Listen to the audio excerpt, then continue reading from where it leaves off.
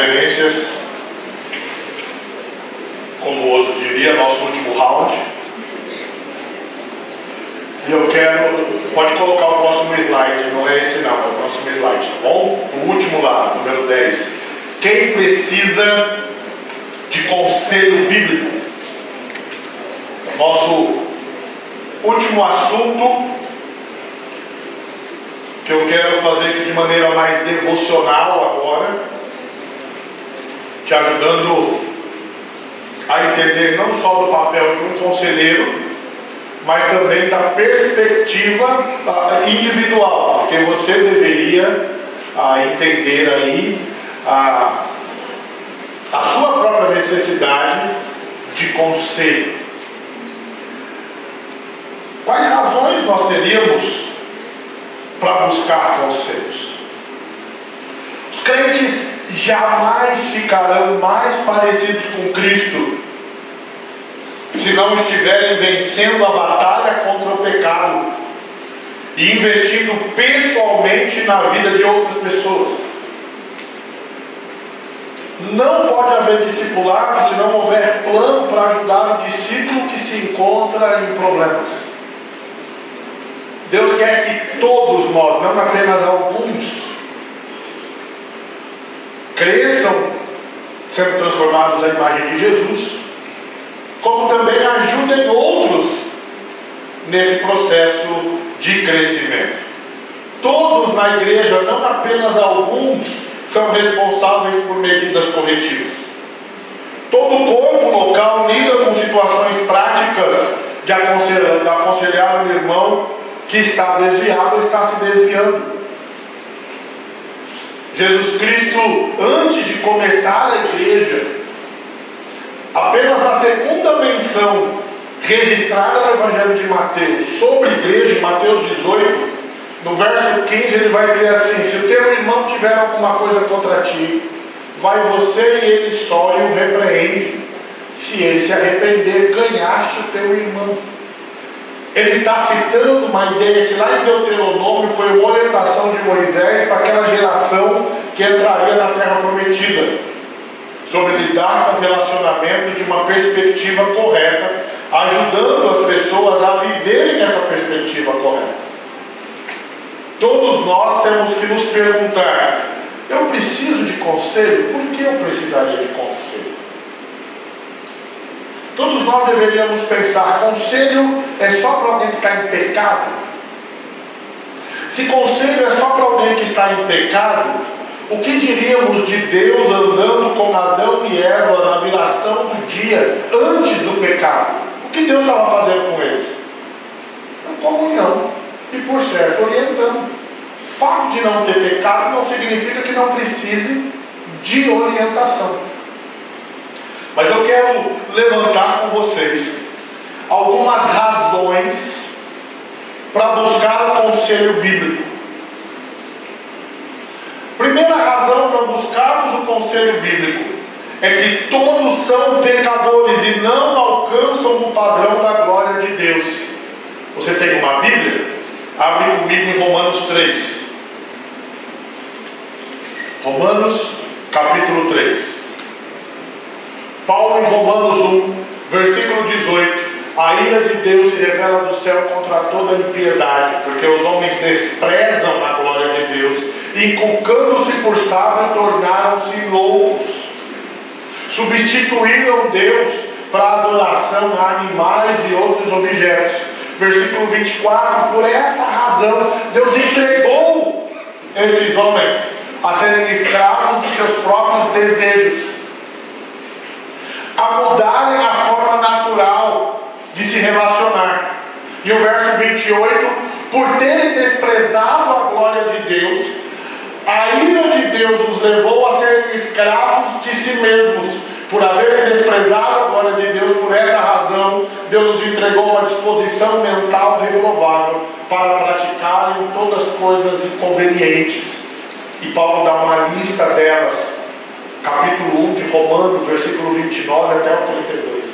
Aí no capítulo 2, o judeu vai dizer assim: Paulo, você está correto, mas isso é verdade sobre o gentio. Eu sou judeu, descendente de Abraão. A nós foi dada a lei de Moisés. Isso daí não diz respeito a nós. E Paulo, então, no capítulo 2, vai discorrer de que a ira de Deus revelada do céu foi contra toda a humanidade, independente da sua etnia. E independente de Deus ter escolhido Abraão para por meio dele fazer um povo. E nessa argumentação, Paulo entra no capítulo 3. E quando ele chega lá no verso 10, ele vai citando Salmos e Isaías. E vai dizendo: não há um justo nenhum sequer. Não há quem busque a Deus. Não há quem faça o bem. Todos se extraviaram. E aí ele chega no verso 23. Todos pecaram e carecem da glória de Deus. Mas eu vou ler o versículo 20 até o versículo 26 dentro desse ambiente, contexto mencionado aqui. Romanos 3, quando Paulo está fechando a argumentação de que todos são pecadores, ele diz assim no capítulo 3, verso 20: porque ninguém será justificado diante de Deus por obras da lei, pois pela lei veio o pleno conhecimento do pecado. Paulo está dizendo: Deus deu a lei não para salvar alguém, mas para demonstrar a transgressão do ser humano. A lei não salva, mas expõe o pecado, expõe o erro. 21. Mas agora, sem lei, a justiça de Deus se manifestou. Ele está dizendo: a justiça de Deus para perdoar os pecados, ela não depende da lei de Moisés, sendo testemunhada pela lei e pelos profetas. Quando ele menciona sendo testemunhada pela lei e os profetas, é uma referência canônica do Antigo Testamento. O cânon do Antigo Testamento nos dias de Jesus e de Paulo eram divididos em 3 partes: a lei ou a Torá, os 5 primeiros livros, que a gente chama de Pentateuco, e os profetas anteriores e os profetas posteriores. No nosso cânon a gente faz uma divisão dos maçoretas, que aí você vai ter lei, vai ter histórico, e aí você vai ter poético, e depois os profetas menores e maiores. Os livros são os mesmos, mas a ordem, então você vai ter várias vezes no Novo Testamento essa referência de leis e profetas. É uma menção canônica que o apóstolo reconhecia dos livros do Antigo Testamento. Ele está dizendo: toda a revelação de Deus no Antigo Testamento está apontando para a sua justiça. É a justiça de Deus mediante a fé em Jesus Cristo, não mediante a lei, mas mediante a fé em Jesus Cristo, para todos e sobre todos os que creem, porque não há distinção. Todos pecaram e carecem da glória de Deus, sendo justificados gratuitamente por sua graça, mediante a redenção que há em Cristo Jesus, a quem Deus apresentou como propiciação do seu sangue, mediante a fé. A primeira razão para buscarmos conselho é que todos são pecadores e não alcançam o padrão da glória de Deus. Olha que interessante como Paulo vai nos apresentar isso. Ele, a partir de Romanos 3, ele começa a nos mostrar. Só deixa eu projetar isso para você me acompanhando. De que a justificação é o ato pelo qual Deus declara justo um pecador culpado por meio da obra redentora de Cristo. E a aplicação prática disso é que a fonte dessa justificação é a graça de Deus.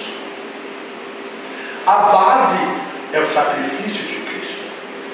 O meio é a fé em Cristo.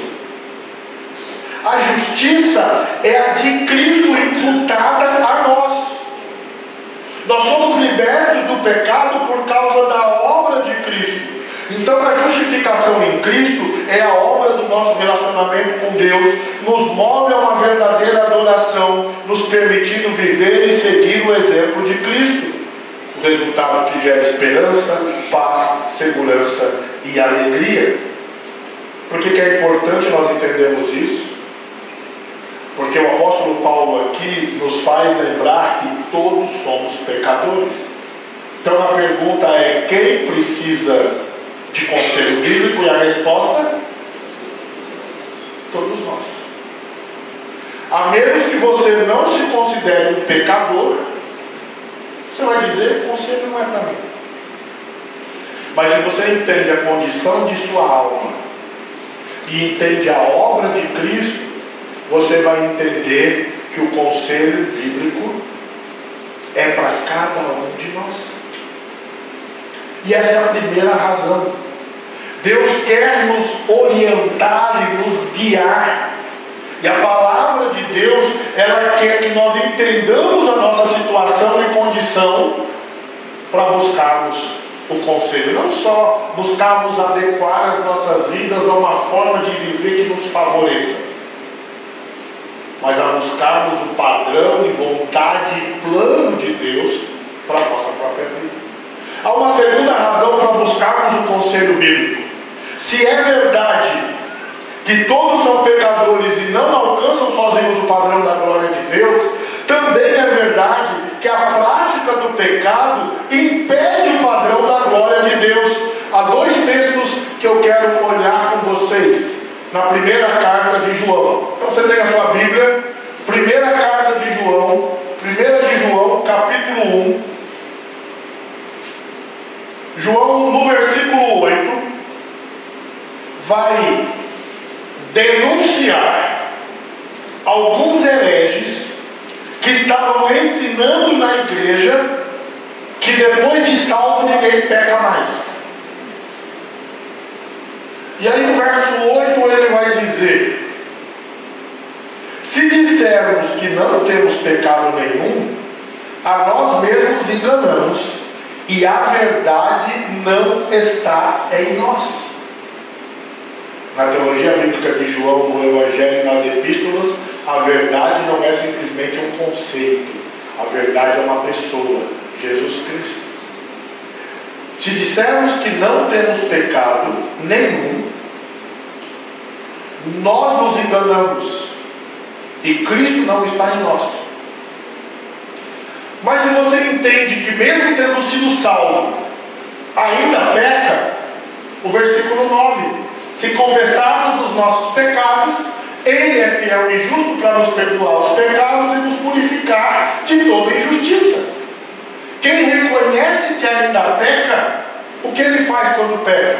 Vai ao Senhor e confessa e busca a purificação dos seus pecados. É isso que ele faz. É isso que deveria ser feito. Segunda razão para buscar conselho bíblico é que a prática do pecado nos impede de glorificar a Deus. Vai para o capítulo 3 aí da primeira carta. No versículo 4 a 6, João ainda vai dizer assim: todo aquele que pratica o pecado também transgride a lei, porque o pecado é a transgressão da lei. E vocês sabem que ele se manifestou para tirar os pecados, e nele não existe pecado. Todo aquele que permanece nele não vive pecando. Todo aquele que vive pecando não o viu nem o conheceu. Estava aconselhando a semana passada um casal, e aí por alguma razão eles me perguntaram desse texto. E assim que perguntaram desse texto, eles me disseram assim: isso não é muito radical? Eu falei: claro que é. A salvação é radical. Salvação não é band-aid, não é paliativo. Salvação é radical. A vida cristã é radical. Olha que interessante. João vai dizendo para a gente acerca do pecado. Todo aquele que pratica o pecado transgride a lei, porque o pecado é a transgressão da lei. Qual é a aplicação do que ele quer dizer para a gente? Ele está chamando a nossa atenção para uma conscientização dessa prática do pecado depois da salvação. Verso 5: sabeis que ele se manifestou para tirar os pecados. Nele não existe pecado. Ele está falando do tratamento do pecado. Verso 6: todo aquele que permanece nele. Se você quiser parafrasear isso, você poderia dizer que o pecado na vida de um salvo tem que ser um acidente. Não pode ser comum. Não pode ser normal. O pecado na vida de um salvo tem que ser um acidente. ele vai acontecer. Mas nós não somos mais escravos do pecado, porque Cristo nos libertou. Romanos 5, Romanos 6. Não reine, portanto, em vosso corpo mortal pecado. Romanos 5:12. Nós até vamos pecar, mas não somos mais escravos do pecado. Então, na vida de um salvo, o pecado tinha que ser um acidente e não um hábito. Todo aquele que permanece nele não vive pecando. Todo aquele que permanece nele não vive pecando. Ele insiste. Mas se dissermos que não temos pecado nenhum, a nós mesmos nos enganamos. João aqui é muito direto em relação a isso. Então, a segunda razão para buscar o conselho bíblico é: quem precisa de conselho bíblico? Todos que estão perdendo a santidade para o pecado, contemplando o pecado, alimentando o pecado, vivendo na prática do pecado e se acostumando com isso, depois de ter sido salvo. Precisamos do conselho para não nos afastarmos do padrão de Deus, do propósito de Deus para a nossa vida. Terceira razão para buscar conselho bíblico: a fonte do pecado começa no coração e rouba o padrão da glória de Deus. Nós já vemos esse texto hoje pela manhã, de Tiago 4, mas você pode voltar para lá comigo. Tiago capítulo 4, versículos 1 a 4. De onde procedem as guerras e contendas que há entre vós? De onde, senão dos desejos que militam na vossa carne? Vocês cobiçam e não têm nada, matam e sentem inveja, mas nada podem obter. Vivem a lutar e a fazer guerras. Nada têm, porque não pedem, e pedem e não recebem, porque pedem mal para esbanjarem seus prazeres. Tiago não está dando para a gente um modelo correto de orar e conseguir coisas. Tiago está denunciando a cobiça pecaminosa do nosso coração. Versículo 4, dependendo da versão que você vai ler, você vai ver que o versículo 4 começa assim: adúlteros. Outras versões, infiéis. A NAA traduziu por gente infiel. É a palavra moiqueia que fala de adúltero mesmo. Só que não num casamento, mas no relacionamento do salvo com seu Deus. Adúlteros, infiéis. Vocês não sabem que a amizade do mundo é inimizade contra Deus? Aquele, pois, que quiser ser amigo do mundo se torna inimigo de Deus. Aí o crente vem e diz assim para mim: mas isso não é muito radical? É, claro que é. Sabe por que cada vez nós encontramos mais igrejas falidas? Porque cada vez nós encontramos mais crentes que não abandonam a amizade do mundo e querem andar com Jesus. E não dá para fazer as duas coisas. Você não vai amar a dois senhores. Não dá, é um engano. Porque nós precisamos de conselho. Porque a fonte do pecado começa no coração. É uma dinâmica muito forte que nós precisamos dar atenção. Porque os nossos desejos e cobiças começam lá no coração. Olha essa dinâmica aqui. Por onde começa essa cobiça que nos leva ao pecado em vários sentidos? Ela vai começar por uma exigência. Eu preciso. Exigência é não abrir mão de um desejo. Da exigência, nós vamos para a necessidade. Eu quero. A exigência passa a ser uma necessidade. Do eu preciso agora, eu quero, eu tenho que ter isso, é uma necessidade. Essa necessidade se torna uma expectativa. Você deveria me dar. A necessidade fatalmente produz expectativa. E a expectativa, ela leva ao desapontamento. Você não fez. E se eu queria uma coisa, e se eu acho que eu tenho direito a ter aquilo, e você não fez, eu reajo. A expectativa muito rápido leva ao desapontamento. Se você não fez, e eu estou desapontado, o que eu vou fazer? Isso leva ao castigo. Por que você não fez? Então eu vou agir assim ou assim. O desapontamento conduz a uma forma de castigo. E isso descreve o quê? Um coração conquistado pelos desejos. Um coração entregue aos desejos. Isso é um caos e um conflito. Por que nós precisamos de conselho? Porque o nosso coração é enganoso e o nosso coração quer muitas coisas, deseja muitas coisas. Tiago diz assim: vocês cobiçam e nada têm, matam-me e sentem inveja, mas nada podem obter. Vivem a lutar e a fazer guerras, e quando ainda pedem, não recebem porque pedem errado, para esbanjar os seus próprios prazeres. Não é para a glória de Deus que você quer, mas é para mostrar que você é isso ou você é aquilo. Infiéis. A amizade do mundo é inimizade contra Deus.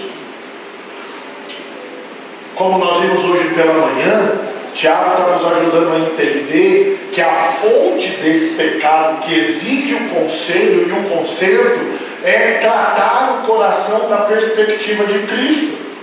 Hoje de manhã eu até mostrei esse slide, onde vai mostrar que não adianta alterar circunstâncias, não adianta alterar o comportamento, não adianta alterar as pessoas, porque a fonte da mudança permanente só vem pela obra de Cristo.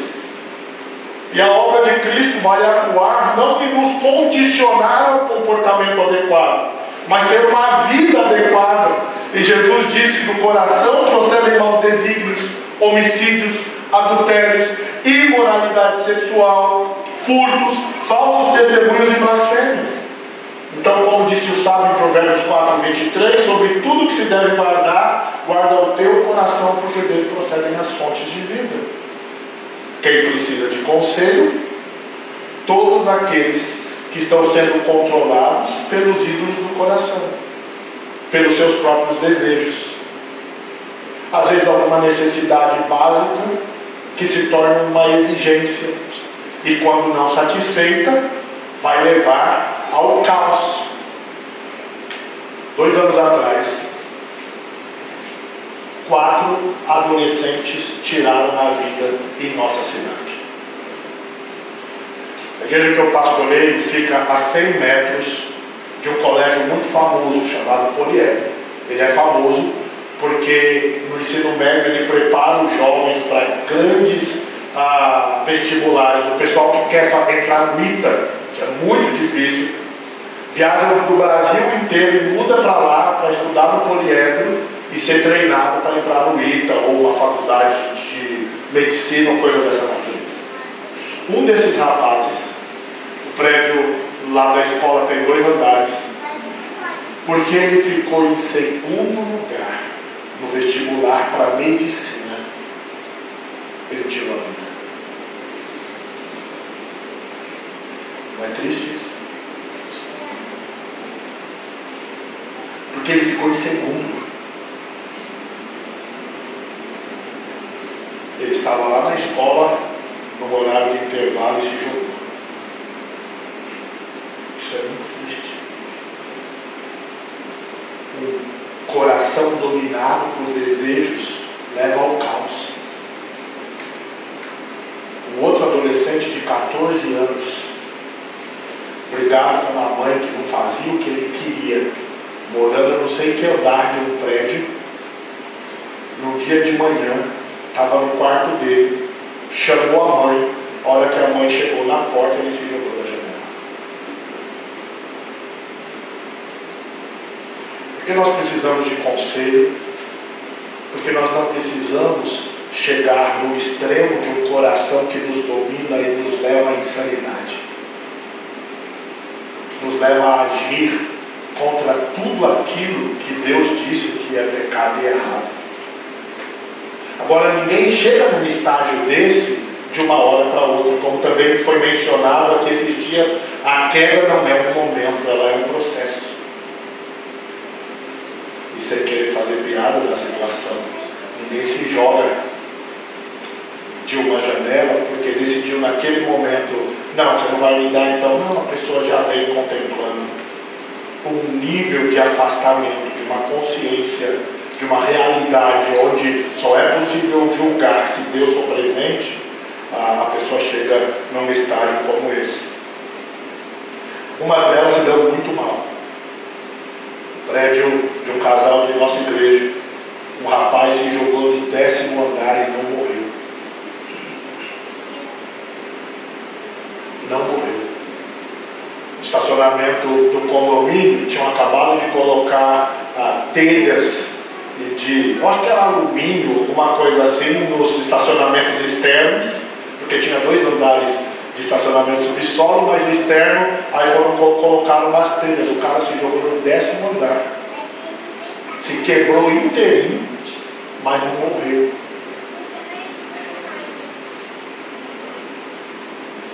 Se o cara já não gostava da vida, você imagina agora, que depois de tudo ainda ter que encarar todo mundo, que o cara não prestou nem para tirar a própria vida. Terrível isso, não é? Eu fui na casa desse casal e subi no elevador com esse rapaz. Está todo turvo agora, não morreu, se quebrou todo, deu para consertar uma parte. Carregando isso lá do lado. Por que as pessoas chegam num ponto como esse? Porque elas vão contemplando os desejos do coração e se afastam do Senhor.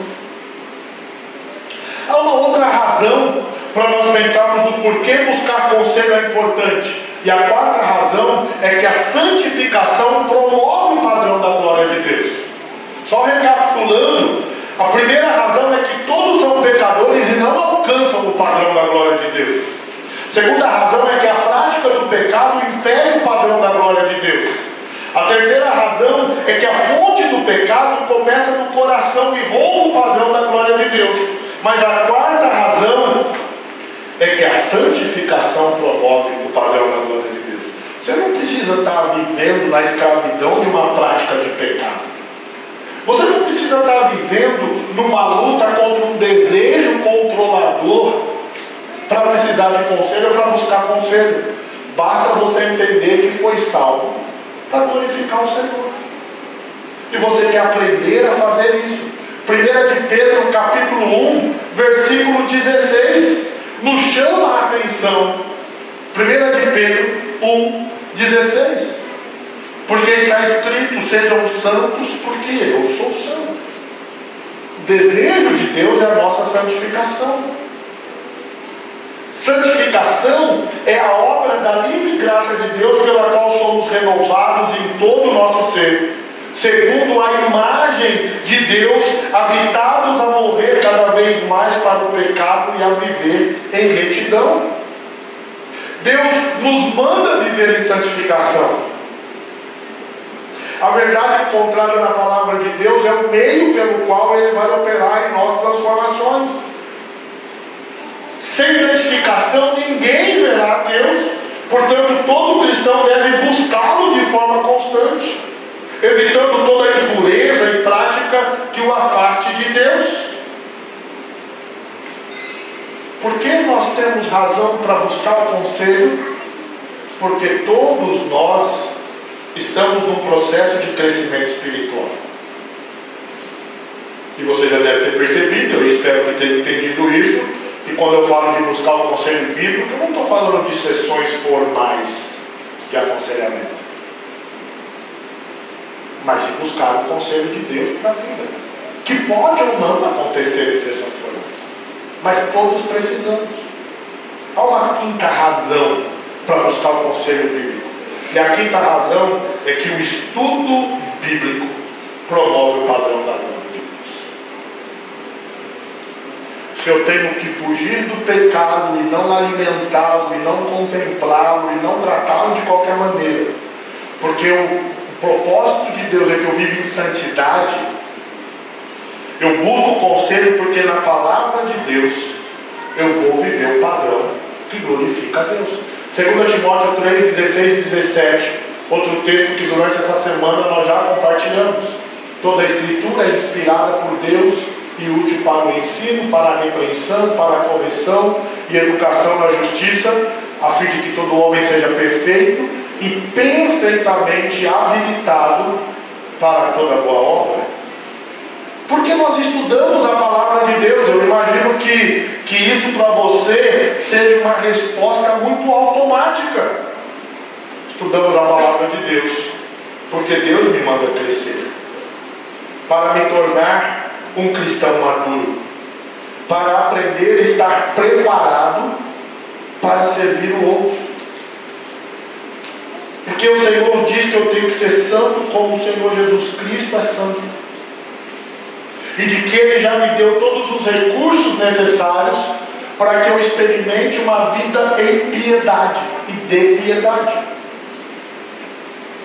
Por que estudar a Bíblia?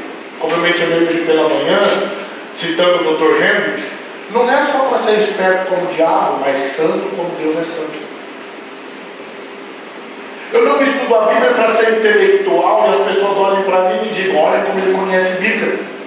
Mas eu estudo a Bíblia para ser mais parecido com Cristo. E sendo mais parecido com Cristo, eu vou servir melhor o próximo, amar melhor o próximo, ajudar o próximo a ser guiado melhor na palavra do Senhor. Eu estudo a Bíblia porque pela palavra de Deus, a suficiência das Escrituras vai me colocar na direção que o Senhor Deus tem para a minha vida. Por meio de sua palavra, Deus trata o nosso coração e produz mudança. Deus fala, nos confronta e corrige por meio da palavra. Também na palavra encontramos segurança, conforto e esperança. O conselho de Deus nas Escrituras são suficientes para nos fazer alcançar uma vida santa e piedosa. Então, quem precisa de conselho bíblico, quem quer conhecer mais a Deus. Se você quiser conhecer mais a Deus, o conselho bíblico sempre será bem-vindo. 5 razões para nós desejarmos o conselho bíblico. Onde nós encontramos o conselho bíblico? É a minha segunda pergunta. Onde nós encontramos o conselho bíblico? Primeiro, em casa. Você tem, e se você está anotando as referências, Provérbios 22:6 ensina a criança no caminho que ela deve andar, e quando ela for velha não se desviará dele. Então, algumas coisas importantes para entender esse texto. A palavra criança e a palavra velho. Ele não está falando de faixa etária, porque o termo hebraico para criança aqui é o mesmo termo que foi usado para Moisés com 3 meses, quando foi colocado no barquinho, no junco, lá no rio, e para José no Egito com 17 anos, quando foi vendido pelos seus irmãos. Ele está falando da fase de vida em que o filho está dentro de casa sendo instruído pelos pais. Quando for velho, a própria expressão hebraica aqui, que também é usada em circunstâncias diferentes, está falando de maturidade. E na cultura bíblica, sabe como você considera um jovem maduro? Não quando ele tira a habilitação e vai dirigir. Ou na cultura brasileira, quando ele faz 18 anos. Ou é um emancipado. Mas quando ele se torna um homem capaz de conduzir uma casa. O critério para estabelecer maturidade é se ele virou homem pronto para liderar uma família, ser um sacerdote de casa. E um rapaz com mais de 20 anos naquela cultura que não tivesse atingido isso, os pais eram envergonhados. Porque com 13 anos ele tinha que abandonar a infância. E de 13 anos para frente, ele já era tratado como um jovem que está amadurecendo para assumir uma família. Qual é o problema na nossa cultura ocidental? Criaram um negócio chamado adolescência. E isso não existe na Bíblia. A Bíblia não criou uma faixa etária que você tem direito de ser insensato. E todo mundo vai dizer, mas ele é adolescente. Não tem isso na Bíblia. Pensa como A igreja se perdeu quando se afastou da Bíblia. Você pega material de escola bíblica e outros materiais para essa faixa etária de 13 a 17, 18. Se não tiver um desenho, se não tiver um joguinho, se não tiver um monte de cor, o adolescente não vai se interessar por Deus. Nós infantilizamos aqueles que deveriam estar buscando a vida adulta e não ficar na infância. Aí tratando, os caras chamam um barbado de 16 anos de menino. Isso é uma cultura ocidental, porque na cultura bíblica ele seria envergonhado. Tem que deixar a infância. Desejar a infância não é buscar maturidade. Os caras têm 25 anos, se a mamãe não levar o todinho na cama, não é? Isso é uma vergonha. Agora lá no mundo eles não pensam como Cristo. Mas no modelo bíblico, um pai e uma mãe têm a responsabilidade de ensinar sobre Deus, para que quando, e eu vou falar aqui até com mais ênfase para os rapazes, esse rapaz chega aos 20 anos, ele seja um homem de verdade. Ele com 20 anos não tem direito de ser moleque biblicamente falando. Tem que ser homem. Mas na nossa geração, com 20 anos, ele é tratado como um menino. Não é capaz de lavar um copo ou arrumar a cama. Isso é uma vergonha. Provérbio 22:6 diz que os pais, dentro de casa, são responsáveis por ensinar os filhos. Se você acrescenta nesse texto Deuteronômio 6, 4 e 5, ou 3, Deuteronômio 6, do 4 ao 9, se você está anotando referência, ouve Israel, o Senhor nosso Deus é o único Senhor. E o que nós ensinamos aos nossos filhos? Amarás o Senhor teu Deus de todo o teu coração, de toda a tua alma e de toda a tua força. O que ele precisa aprender? Há duas verdades que vão determinar toda a vida humana. Existe um único Deus. Ouve Israel, o Senhor nosso Deus é único. A palavra hebraica para único aqui, Yehad. Você tem dois termos hebraicos para único, Yehad e Ahit. Uma delas fala de um único composto, como se você tivesse um cacho de uvas. É um, mas é composto. E a outra palavra para descrever único, ela fala, poderia ser uma maçã, é uma só ali. Ele diz que o Deus aqui, o único, ouve Israel, o Senhor nosso Deus é o único. Ele fala desse único composto porque ele está falando do Deus trino. Temos que ensinar os nossos filhos que existe um Criador, que é o único Deus. O resto é tudo fake. E ele precisa aprender a amar esse Deus sobre todas as coisas.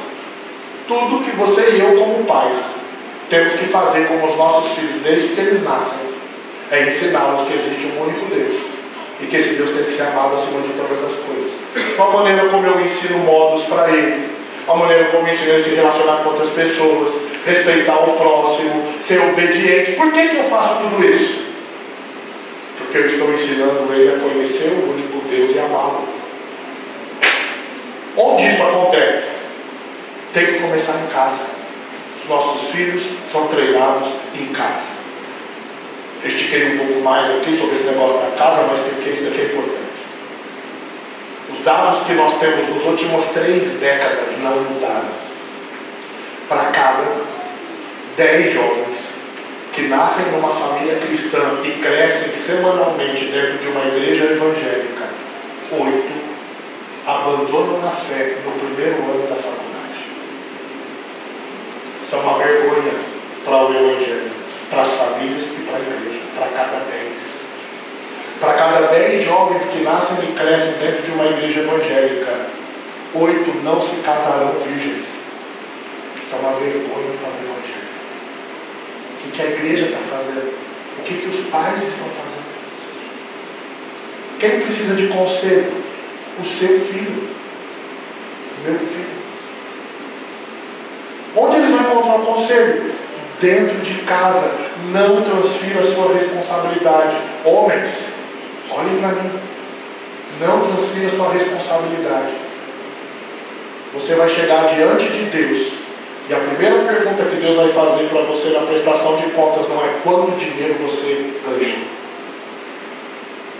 a marca do carro que você tem, o endereço da sua casa, mas vai perguntar se você contribuiu na santificação da sua esposa e dos seus filhos. Você não pode salvá-los, mas é o sacerdote espiritual da sua casa, colocado por Deus. A sua casa é um lugar de conselho, e você foi chamado por Deus para orientá-los. É um lugar sério e importante, porque se você não estiver fazendo isso na sua casa, a igreja vai se esforçar e nunca vai conseguir dar conta. Sabe por quê? Porque Deus não quer que a igreja faça sozinha. O primeiro lugar é a casa, o segundo lugar, obviamente, é a igreja, nessa ordem. É tarefa da igreja. Como a gente já falou bastante disso, eu vou só lembrar aqui que a igreja tem essa responsabilidade. A igreja saudável cuida daqueles que precisam restaurar o padrão da glória de Deus, orienta os homens a cuidarem de suas casas. Ao terceiro lugar que nós encontramos conselho, andando como sábios. Um outro texto que durante essa semana nós olhamos foi o Salmo 1. Bem-aventurado o homem que não anda segundo o conselho dos ímpios, não se assenta na roda dos seus escarnecedores. Ele não vai buscar conselho entre aqueles que não creem em Deus, porque o seu prazer está na lei do Senhor, e nela medita de dia e de noite. Você quer encontrar uma sabedoria que revela a glória de Deus? Ande com quem é sábio. Mas não o sábio que é um esperto da perspectiva humana, mas o sábio que teme ao Senhor. Provérbios 1:7 diz que o princípio dessa sabedoria está no temor ao Senhor. Por fim, aprenda com as muitas oportunidades da vida. Deus vai te ensinar por meio do sofrimento, da luta e de experiências tantas. Deus age em todas as coisas para o bem daqueles que amam a Deus, daqueles que são chamados segundo o seu propósito, Romanos 8:28. Mas qual é o bem que Deus está operando? Versículo 29. Porquanto os que de antemão conheceu, também nos predestinou para serem conforme a sua imagem. Deus vai usar as circunstâncias para nos ensinar a andarmos em seus caminhos, e por meio disso sermos mais parecidos com Jesus Cristo. Terminando aqui, o que tudo isso diz a nós? Que somos tremendamente abençoados. Por quê? Porque nós temos acesso a Deus e aos conselhos de Deus. Porque nós temos o privilégio da salvação, que é uma dádiva, que nos possibilita ouvir o conselho sábio do Senhor, para vivermos uma vida sábia num mundo que jaz no maligno. Então, o aconselhamento bíblico, ele tem um ministério que se organiza e faz isso de muitas maneiras, mas organicamente ele é a igreja que, como comunidade da graça, vive a bênção da salvação nos relacionamentos interpessoais, amando a Deus sobre todas as coisas e semelhantemente ao próximo. Esse é o desafio para as nossas vidas. Essa é a mensagem de uma palavra que é verdadeira e confiável. Podemos desenvolver uma série de estratégias para o aconselhamento, mas a gente começa no cuidado mútuo, no amor ao próximo e no entendimento de que todos precisamos de santificação para as nossas vidas. Amém? Vamos orar? Senhor Deus, durante essas 10 plenárias, falamos, ouvimos, refletimos acerca de muitas coisas, e tantas outras ainda precisam ser refletidas. Mas a suma de tudo isso é que nós precisamos aprender a cada dia a temer ao Senhor. Porque o temor do Senhor é o princípio da sabedoria. E que diante de tudo isso, individualmente, nós possamos desejar e nos comprometermos a buscar o Senhor e amá-lo sobre todas as coisas. Começando em nossos lares, ampliando na nossa vida comunitária como teu povo, como igreja, mas também individualmente. Que tudo aquilo que vem do Senhor e veio do Senhor possa produzir frutos dignos do nome do Senhor para a glória do seu nome. Amém.